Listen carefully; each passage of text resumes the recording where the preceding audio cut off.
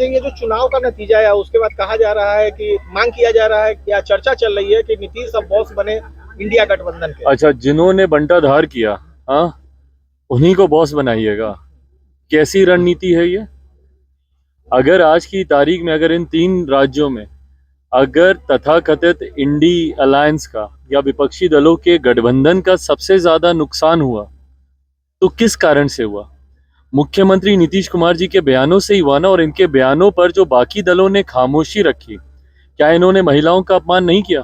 बिहार की विधानसभा में खड़े होकर जिस तरीके से अश्लील शब्दों का इस्तेमाल किया गया, उस पे जिस तरीके से तमाम गठबंधन दल के नेता खामोश रहते हैं, वो नुकसान का कारण बना। नुकसान का कारण बना अनुसूचित जाति से आने वाले वरिष्ठ नेताओं का अपमान करना, जिसमें खुद मेरे नेता, मेरे पिता आदरणीय रामविलास पासवान जी शामिल हैं।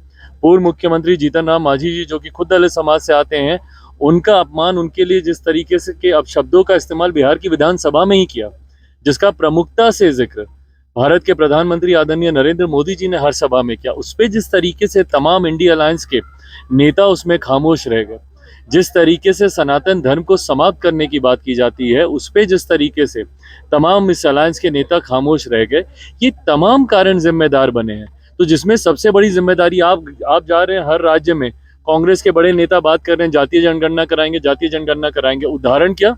बिहार की तर्ज पे। क्या बिहार में हम लोग जानते नहीं है किस तरीके से जातीय जनगणना हुई? बंद कमरे में टेबल पे बैठ के रिपोर्ट तैयार कर दी गई, किस तरीके से धांधली हुई है, कितनी जातियों को इसमें छोड़ा गया है, कमतर करके दिखाने का प्रयास किया गया है, ये हर कोई जानता है।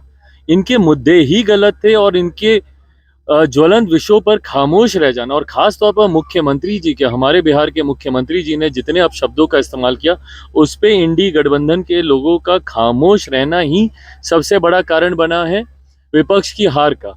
अब ऐसे में इन्हीं को जाकर एकदम आगे बैठा दें तो भैया जो बचा कुचा है वो भी सब समाप्त हो जाएगा। इस लोकसभा विधानसभा में हमने देखा कि अंतिम समय में जातीय जनगणना का एक मुद्दा आया था। आपको लगता है कि 2024 में ये मुद्दा कितना महत्व रखेगा? भाई, महत्व तब रखेगा जब आप सही उदाहरण से सामने आएंगे। अगर आप बिहार का उदाहरण दिखा के अगर आप जातीय जनगणना की बात करेंगे तो लोग भली भांति जानते हैं कि जिस तरीके से यहाँ पे धांधली हुई, अगर इसी तरीके से करनी है तो रिपोर्ट आप आज ही साझा कर दीजिए ना। आप रख दीजिए जनता के सामने, फिर उसमें फिर जनगणना का दिखावा करने की जरूरत क्या है? कितनों के यहाँ जनगणना हुई है हम लोग भी जानते हैं यहाँ पे। तो ऐसे में हमको नहीं लगता, देखिए आज की तारीख में विकास, बिहार अगर आप देखेंगे, मध्य प्रदेश में जिस तरीके से महिलाओं से जुड़ी हुई योजनाओं का लाभ भाजपा की सरकार को वहाँ पे मिला है, जिस तरीके से लाडली योजना है या महिलाओं से जुड़ी हुई और योजना, जब तक आप सही योजना लेकर नहीं आएंगे और उन योजना को धरातल पर नहीं उतारेंगे, योजना बिहार की शराबबंदी की तरह नहीं होनी चाहिए ना, कि कहने के लिए हो गई और धरातल पर खुलेआम जहरीली शराब बिक रही है। हाजीपुर के लिए क्या होगा? हाजीपुर का पत्ता नहीं खोल रहे हैं आप। भाई कितनी बार खोले? हाँ, आप लड़ेंगे, माँ लड़ेगी। अब जब तक नामांकन नहीं कर देंगे तब तक आप लोग मानिएगा नहीं। डीएमपी सांसद को लेकर गौमूत्र का विवाद हो रहा है, गलत है, गलत है ये। संसद में जिस तरीके से माननीय सांसद के द्वारा इस तरीके की भाषा का इस्तेमाल किया गया, ये गलत है। ये कहीं ना कहीं उसी सोच को बढ़ावा देता है जो सनातन विरोधी सोच है। खैर, इसके पूर्व में भी उनके कई वरिष्ठ नेता सनातन धर्म को समाप्त करने की बात पहले भी कर चुके हैं।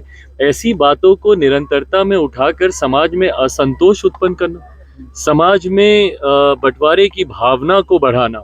प्रधानमंत्री जी ने चुनावी 3 राज्यों में चुनाव की जीत के बाद अपने संबोधन में खुलकर और स्पष्ट तौर से ये बात कही है कि ऐसे लोगों से सावधान रहने की जरूरत है जो समाज में बंटवारे की राजनीति, समाज को बांटने की सोच के साथ जो लोग राजनीति करते हैं।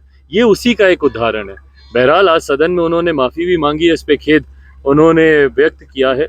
मैं उम्मीद करता हूं कि भविष्य में कम से कम लोगों की भावनाओं के साथ खिलवाड़ करने वाले इस तरीके के बयान सामने नहीं है। सर, हाजीपुर से चुनाव लड़ेंगे क्या चिराग जी? भाई अभी तो हम बोले